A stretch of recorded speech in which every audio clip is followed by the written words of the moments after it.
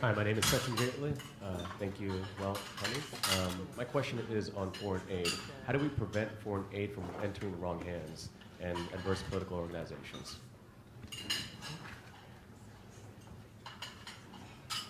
Why don't we take one more? Hi, my name is Steve Brandt, and I participate in the UN Global Compact, so I was wondering if you could comment on the role of the corporate social responsibility movement in a world where business is seen pretty negatively right now. That's a fairly hopeful development, but I don't think it gets as much attention as it deserves. Thank you.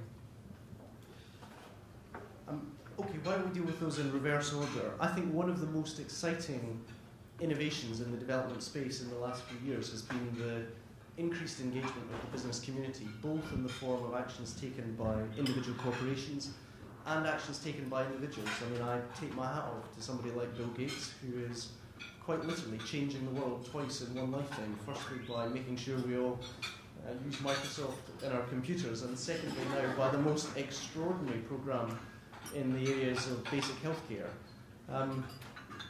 I don't think there are better advocates than business leaders of that standing in making the case that development works and that aid works, because many of the people who have chosen to embrace this new form of philanthropy, whether through the UN Global Compact, whether through the Clinton Global Initiative or a range of other bodies that are working in this field, I think have been able to demonstrate by a very results-focused approach that we can have real and tangible benefits in terms of improving the lives and opportunities of many of the world's poorest people.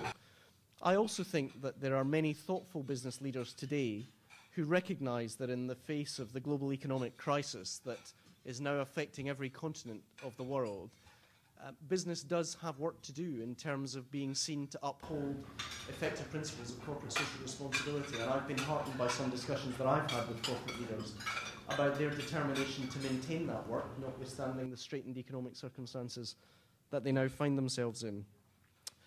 On the second point, in terms of how do we ensure that aid is spent effectively, both not falling into the wrong hands and actually delivering effectively in the interests of tackling global poverty, I think there are two issues here. I think the first issue is what are our systems, our people and our processes to make sure that aid actually goes where we want it to go. And we have, in my own department, over many years developed a whole series of systems and metrics to make sure that we can track money either by tracker funds being put into the bank accounts where we contribute the money, or something as basic as making sure that in schools in Kenya there is a poster placed on the door of every school that we have helped to fund, so that the parents of the children know how many teachers or how many classrooms our aid money has contributed.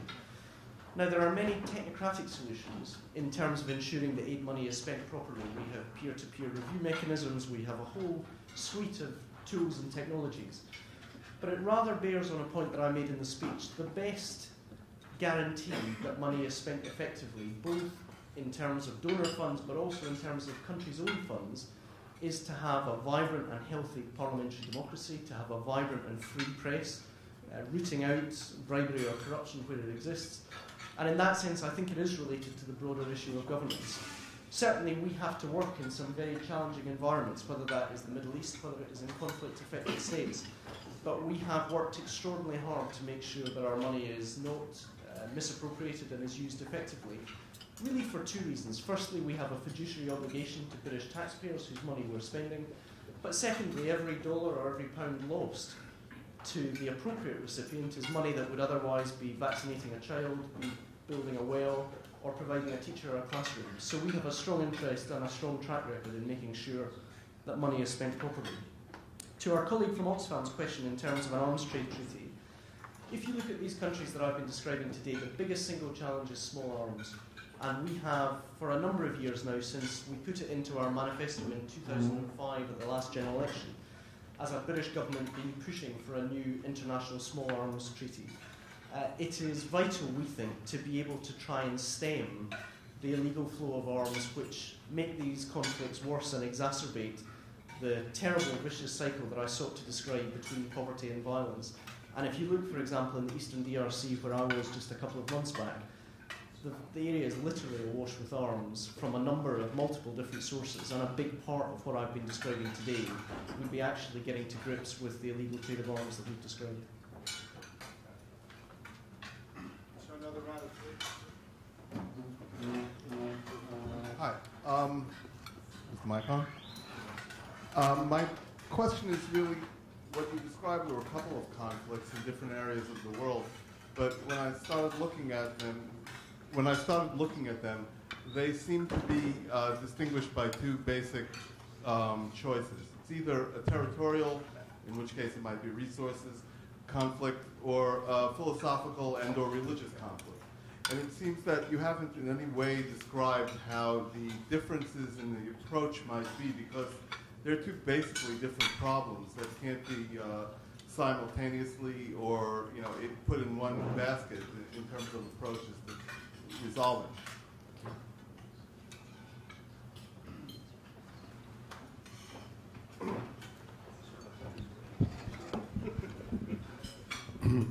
My name is Saul Weisletter. I'm with the International Peace Institute. I was also a former deputy permanent representative of Costa Rica to the UN. The special representative of the Secretary General always insisted that coordination is a fundamental element of help in Afghanistan, as you know better than me. And you also spoke about the need of an international system that is coherent. However, at the same time, you describe how Britain and other countries have their own programs. Why is it that that is still going on? Why is it that there isn't only one system of getting the help, getting the aid to in a case like Afghanistan, but other cases can be mentioned too?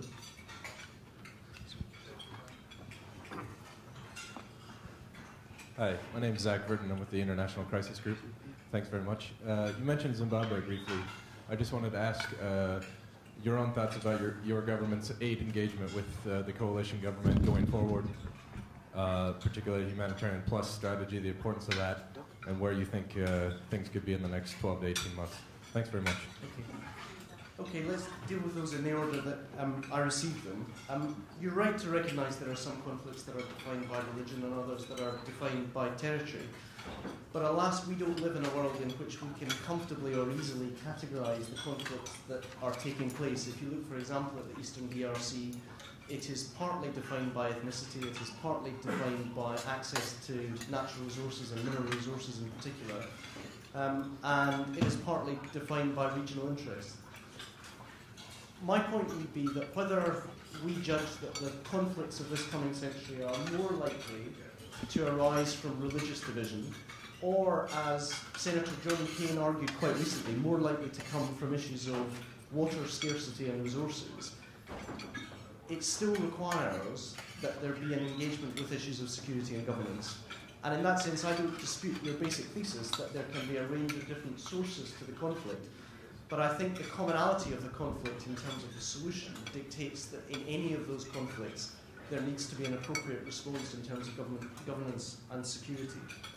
To the gentleman who asked me about the United Nations coordination's efforts in Afghanistan, I mean, listen, I am a great supporter of Qaeda, the UN representative working in Kabul at the moment. But I think there are a couple of basic issues which he struggles with inevitably given that important role that he has. The first is, how do we better coordinate the international effort? And in that sense, we are supportive of his efforts to better align the international aid effort than is the case at the moment. We are but one player in terms of the aid that we give to Afghanistan, but I think there's 2 points that are worth bearing in mind. Firstly, if you look at the scale of the funding, the United States contributes about 70% of the international community's military effort and about 50% of the international community's civilian effort. So how the United States conducts itself is absolutely fundamental to the capacity of the international community to complete its efforts in Afghanistan. The second point, which I sought to draw out in my remarks, is the importance of using government systems. We, through the Afghan Reconstruction Trust Fund, channel about 80% of the money that we contribute to Afghanistan through the government of Afghanistan's own systems. Now that brings us back to the earlier point in terms of how do we guarantee that that money is not misused, and we work very closely with international accountants and others to track the resources. But we've made a judgment that ultimately if we want to build the capacity of the Afghan government to provide services to its people, then we can't afford in perpetuity to have parallel structures. We need actually to build the capacity of the Afghan government. And in that sense, we are strongly supportive as a government of greater coordination, and we're strongly supportive of others joining us in efforts to put money directly through the Afghan ministries. To our colleague who asked about Zimbabwe, I actually, only the night before last, met with Tendai Biti, the new finance minister in the government that has been formed in the last 2 to 3 months in Zimbabwe, and took the opportunity to hear directly from myself, from somebody, of course, who was imprisoned and tortured by Mugabe's agents, to hear from himself what his experience was and his judgment in terms of progress. He basically painted a positive picture in terms of the work that has been done in recent weeks. Inflation is beginning to come down. There is now a credible recovery plan, in his view, that will be presented to the international community. It was in part in reflection of my understanding of those issues that only last week I made a further announcement of £50 million of humanitarian support from the United Kingdom government. There is still problems of cholera, there are still problems of scarcity of food and of malnutrition in Zimbabwe, so we made that immediate down payment as evidence of our commitment and goodwill to the government being able to effect the changes that we believe the people in Zimbabwe voted for and that we would like to see. There have been criteria set down by the international community in terms of further aid and support for reconstruction, and I was able to talk through those conditions with Tendai Biti. One of the points he made to me was those actually are very similar to the conditions of the global political agreement which brought the NDC into government in Harare. And in that sense, he was keen to impress upon me that if he was willing to judge that those benchmarks had been met, he hoped that there would be understanding and an appreciation by the international community. We've agreed to continue that dialogue. It was a positive and constructive meeting. I expect that he will continue to meet, not least with other European donors in the weeks ahead. But it seems to be that we are actually further on in Zimbabwe than where we might have dared hope to be even a few weeks ago.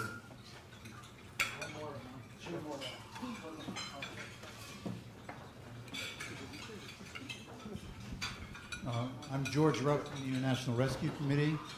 I think for those of us involved in international relief and development, there's a widespread view that DFID has now become the standard bearer for good development practice. And I'd be interested in hearing from your perspective what structural features of DFID make it possible for you to, if I can put it this way, punch above your weight.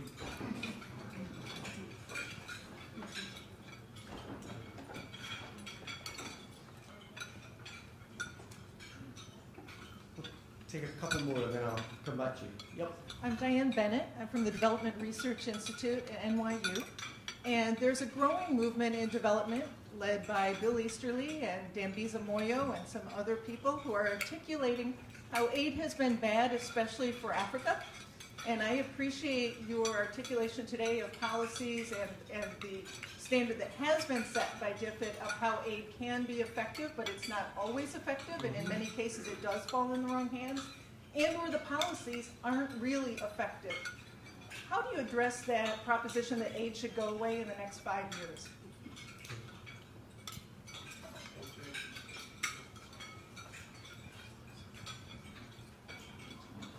Betsy Williams from JSI, just back from Liberia. So first, I'd like to commend DFID in Liberia, where you were definitely punching above your weight. And part of that was the systems or the mechanisms that you use. You spoke about the Afghan Reconstruction Trust Fund. In Liberia, you're supporting the Pool Fund in health. I'm just wondering if you can provide some other examples of where you think the systems, in terms of translating the policy into the program and the implementation. Okay, let me deal with those. First, Ellen's question. One of the great privileges of leading the Department for International Development is the high reputation that the department enjoys. But I have always been very conscious in the last couple of years that the risk is that you get yourself into a rather complacent cycle whereby you say, well, this is the way we deliver aid as DFID, we're judged to be the best in class, therefore this must be the best way. But actually I think it has been a restless intellectual journey that has brought DFID to this position of leadership. And in that sense, we are always looking at new ways to be able to deliver our programme in an effective way. I think if you were to look back over the last decade, one of the big policy innovations that we managed was what in jargon is called budget support, effectively how we can both have confidence that our money is being spent properly, but use partner countries' government systems to deliver that aid effectively. It is better in terms of sustainability. We've been leaders in terms of predictability. I think that's been a big innovation. If I was to try and identify what might be the challenge that we face over the next decade in a similar way to innovate, I think it will partly be about aligning understandings of development and understandings of dangerous climate change. If you look at a country like Tanzania, we were instrumental in expanding significantly primary education. We know how to expand primary education. If you abolish user fees, you provide the classrooms and you provide the teachers, then children will come to learn. In Tanzania, literally, they abolished user fees on a Friday afternoon, and on the Monday morning, 1 million more children turned up to school. If we've enjoyed that kind of success in Tanzania, I think we should set ourselves the task of saying, take a country like Bangladesh, which is deeply vulnerable to changes in climate over the years to come, and think, how do we align our understanding of poverty with our understanding of adaptation in the years ahead? So I think the answer to your question is we've constantly sought to innovate.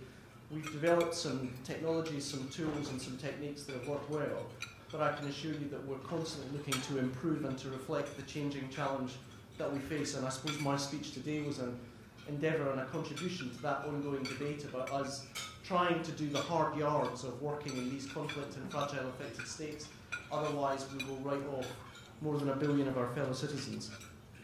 Diane, on your point, I would cite a couple of examples if I was standing here with Dambisa Moyo or with William Easterly. The first thing I would say would be the last meeting that I had was with the Secretary General of the United Nations, whose previous job was as Minister of Foreign Affairs for South Korea, which received very significant development aid after the Second World War. There is no iron law that dictates that if you are in receipt of foreign assistance, then you need to be impoverished or suffering from bad governance decades into the future. And indeed, if you look at Africa, over the last 5 years, it's grown significantly by a combination of, at some level, increased aid flows, but undoubtedly high commodity prices, easily available credit, and significant improvements in governance. The other point that I would make would be, I recently met with Trevor Manuel, the much respected South African finance minister, and he addressed Dambisa Moyo's point directly and said, I assure you, I speak for Africa when I say we need aid and we need to spend aid effectively. It is a necessary but insufficient condition for development in Africa. And on a more human level, I would just ask you to come to southern Ethiopia, where I was earlier this year, and stand as I did in a queue with a group of people waiting to collect food rations from a World Food Programme feeding centre.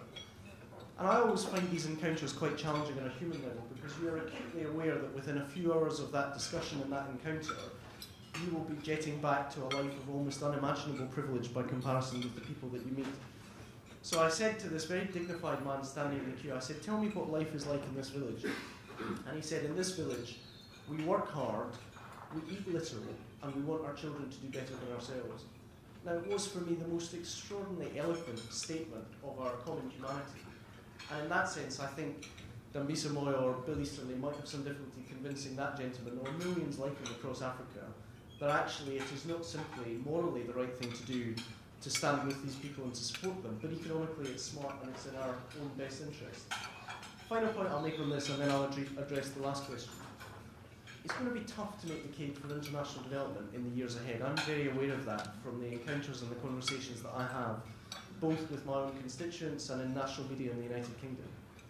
But I think if you look at what have been the common features of the global rise in food prices, the global financial crisis that we're still living through, the global spike in fuel prices that we've seen, it is that any of us, considering those challenges, realise that no country can deal with them acting alone. And if we are actually now bound together in our economic destinies, in a manner almost unimaginable even a few years ago, then we've got a huge shared interest in finding ways to live together more equitably and in a safer and more equal world. The example I've taken to citing in my own constituency is this. We, because I'm from Scotland, of course have a whisky bottling plant in the community I represent. Its largest single export market today is China. It is not unrelated that China has lifted 300 million people out of poverty in recent years, that the largest export market for Chivas Regal is now in China. The continent of Africa is just 8 miles from the continent of Europe, and yet today there are about 900 million Africans, the overwhelming majority of whom are too poor to today buy goods or services from the United States or from Europe. We've got a huge vested interest in not simply meeting our moral obligations, but being smart economically in raising their standard of living to a point where they can purchase European or American goods and services in the years ahead. So in that sense, I accept that it's a tough challenge, but I think the argument and common sense is actually on our side. George, on your point in terms of what has distinguished DFID and given it this leadership role in recent years, I'm tempted immodestly to say the brilliance of political leadership, but that would be downright dishonest. I think it has been a combination of things. I think firstly it has been that we, when we came into power in 1997, said that we were going to establish a separate cabinet-ranked department for the Department for International Development, which was a statement of our seriousness of intent on international development. Secondly, we said we were going to untie our aid so that unequivocally British taxpayers' money was being spent on tackling global poverty rather than supporting British commercial interests under the guise of international aid. Thirdly, we have had extraordinary high-level political support, both from the then Prime Minister Tony Blair and the now Prime Minister Gordon Brown. And in that sense, a combination of developing best practice, ensuring that we are rigorous in spending our money on the focused work of tackling global poverty, and a high level of political support, which has meant that only earlier this week we were reconfirmed in terms of our development budget not being cut but actually increasing in the years ahead, accounts for the fact that we've now assumed a leadership role internationally. But I can assure you we're far from complacent. The challenge and the need is always greater than the resource. And so we continue to work every day and every month to try and make the department even more effective.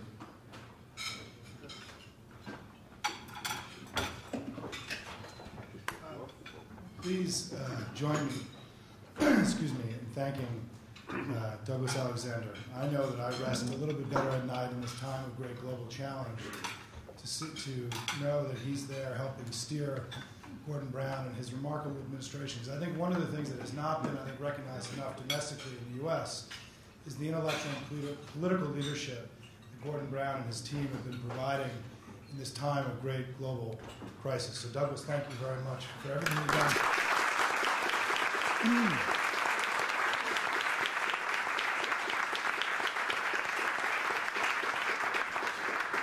And inside the NDN office, Gordon Brown's numbers are very high, I just want to say. And hopefully that will be a precursor of the future.